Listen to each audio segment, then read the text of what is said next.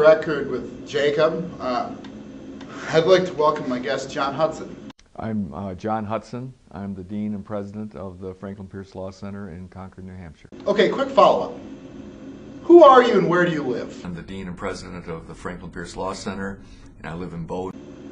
Dean, thank you for being here to talk about your law school and answer some of my questions. The question is there another more effective way to do it? Well, I think we'll just stick with the question and answer format for now.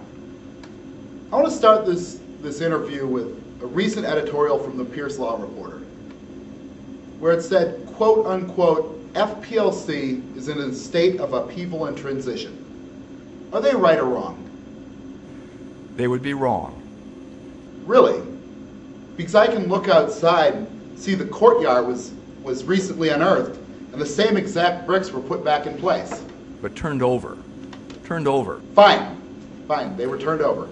My experience has been in doing these kinds of things and with these kinds of groups that there are a number of people who have a number of different points of view about it. Some of you are moved by history, tradition. Some of you are moved by the morality of it, the moral imperative. Some of you are moved by diplomacy. Some of you are simply moved by the practicality of it. Are there better methods, or is this the best method? I don't understand a word of what you just said. I'm speechless, sir. Speechless. We need to move on. Tell me about the student body. I've heard that you're a proponent of a less traditional admissions policy. What do you envision the admissions process to consist of? Ask them a few questions, have them stand up for a while, make them take their shirt off, give them a little cold maybe. That seems highly unorthodox. That leads me to my next question. What was the purpose behind the romance policy adopted last spring? And it wasn't to protect them from us, it was to protect us from them. That's an important point, I guess. But do you think it'll actually be enforceable? My colleagues will hone in on some of them. What about you? I've heard that you've been wanting to go to the Barristers' Ball. Is there an exception that would allow you to take a student?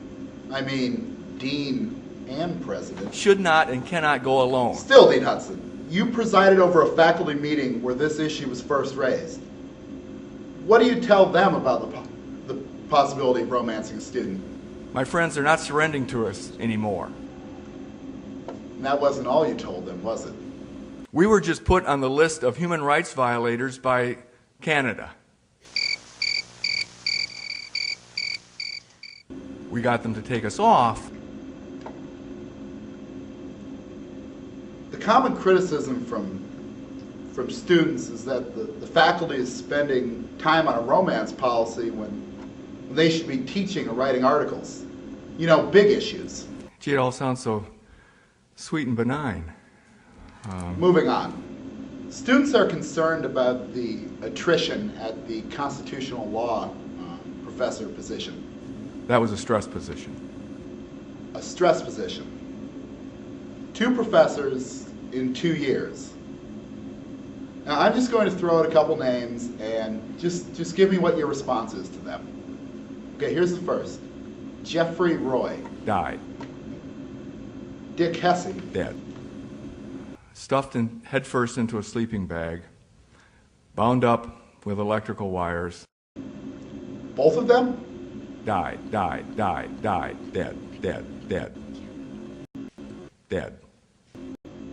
So for Jeff Roy, we basically fired him to his own death?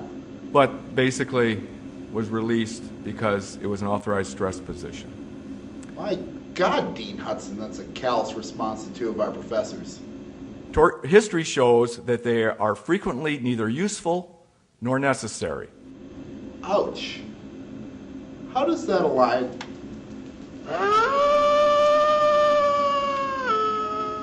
Are you ready? Feel? Okay. Now, how does that align with the school's mission to teach us how to achieve justice? So let's not kid ourselves that this is some sort of benign search for the truth.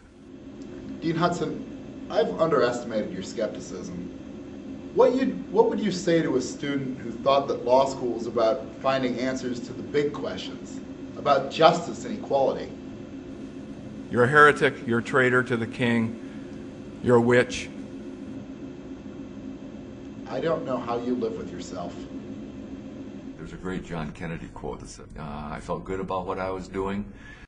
It's funny that you mentioned an inspirational president.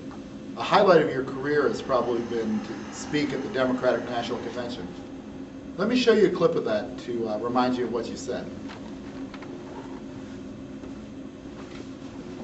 No, Dean Hutson, Dean. No, it's over. It's right here. Yeah, let's get you back in there. Okay. My name is John Hutson. I served for 28 years in the United States Navy and retired as a Rear Admiral and the Judge Advocate General of the Navy's senior uniformed lawyer. I'm here today because I have a confession to make to all of you. For my entire adult life, I was abroad.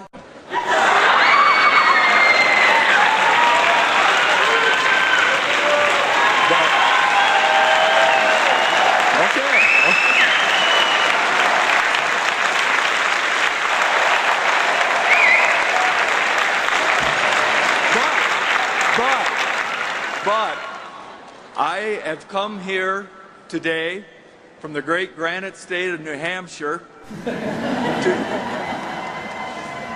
to declare myself next President of the United States of America.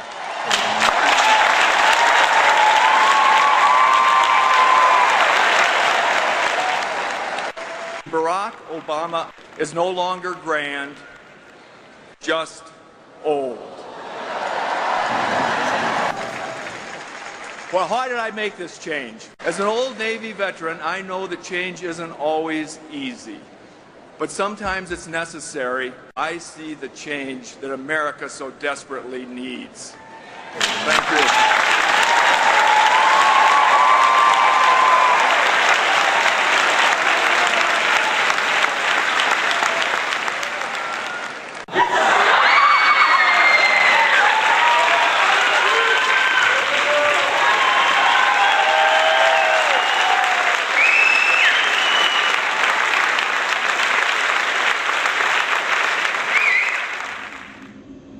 Dean Hutson, you just told a basic cable audience that you lived as a woman and you're running for president against Barack Obama. I think America desperately needs a president who is inspirational. Somebody of the Kennedy or Reagan mode that can make us feel like we're going to soar again. So I started speaking out to raise those issues in the public's awareness. Fair enough. I think we'll stop with that. Boy, that went fast. I just got into this. Indeed. Join us next time. This was On the Record with Jacob.